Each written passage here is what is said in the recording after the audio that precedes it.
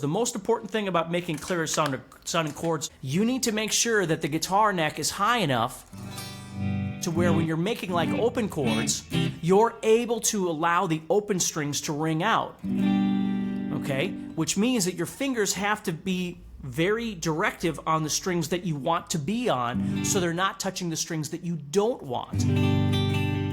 So much of trying to make your chords sound cleaner is your approach to playing the guitar itself. How is the guitar sitting in your lap? You know, is the guitar neck high enough? Is it far enough out? Everything that I talked about with a bar chord is exactly the same with an open chord, where if you've got it hugged up here and you're trying to play and your wrist is up like this, you're already starting at a disadvantage all the way around. You need to make sure that your fingers have enough space to where they're touching what they're supposed to and not touching what they're not supposed to. Make sure you're close enough to the frets. You know, always make sure you're hugging the next fret as close as you can get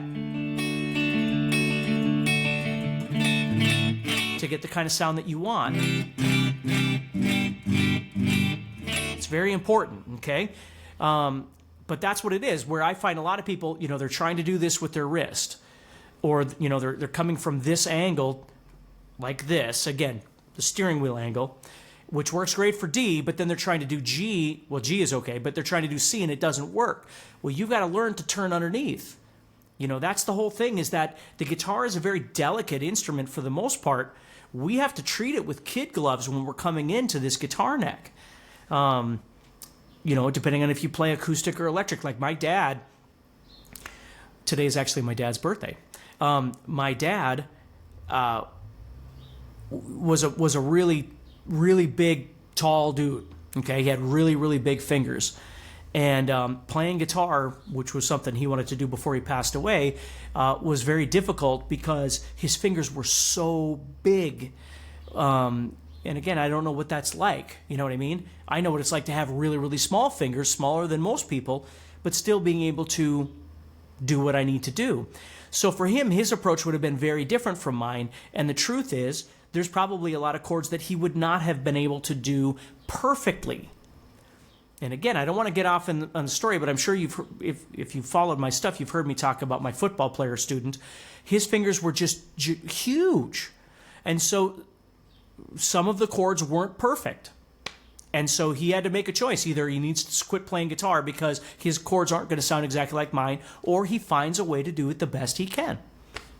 And that's exactly what he did. You find a way that works the best for you. If you're making an A chord, maybe you can't make it with these 3 fingers. Maybe you have to use these 3. Maybe you can't use 3 fingers. Maybe you have to use 2 fingers.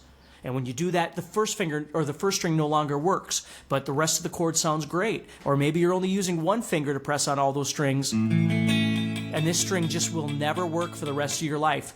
Who cares? Find a way that works for you. That's the most important thing. But start with the obvious parts. Does your guitar feel good? Is it set up right? Or do you have a proper set of strings on there for what you're trying to achieve? Are you holding it properly, right? Do you have the neck up and out a little bit so you're coming at a proper angle? Are you coming from the steering wheel angle, or are you coming from the elbow angle, right? When you're trying to play something. These are things that you need to be thinking about a little bit, okay?